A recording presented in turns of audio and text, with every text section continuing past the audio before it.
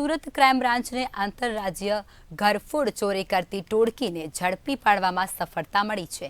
સુરતના અડાજણ આનંદ મહેલ રોડ વિસ્તારમાં ભર બપોરે બંધ ફ્લેટમાંથી ₹2,65,000 રોકડની ચોરી કરી હતી। આ મામલે સુરત પોલીસે ફરિયાદ નોંધી કાર્યવાહી શરૂ કરી હતી। ત્યારે સુરત ક્રાઇમ બ્રાન્ચે દિલ્હી અને હરિયાણા સહિતથી આ ગેંગના 3 સાગીરાતોને ધરપકડ કરી છે। એમને હ્યુમન સોર્સિસ તથા ટેકનિકલ સર્વેલન્સના આધારે એક સ્પષ્ટ અને ચોક્કસ બાતમી મળે છે કે દિલ્હી ખાતે રહેતી એક ગજ્જર ગેંગ જે આખા ભારતની અંદર અલગ અલગ રાજ્યોમાં પકડાઈ ચૂકેલી છે અને આની અંદર આનું ઇન્વોલ્વમેન્ટ આવે છે। એના વેરેબાઉટ્સ બાબતે તપાસ કરવામાં આવે છે।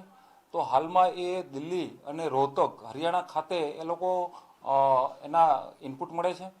તાત્કાલિક દિલ્હી અને હરિયાણા ટીમ મોકલવામાં આવે છે અને ત્યાંથી લલિત સાહુ, મનોજ કાયત અને સંદીપ ઉર્ફે સોનુ મોનુ ધનકડ આ 3 આરોપીઓને મુદ્દામાલ સાથે પકડી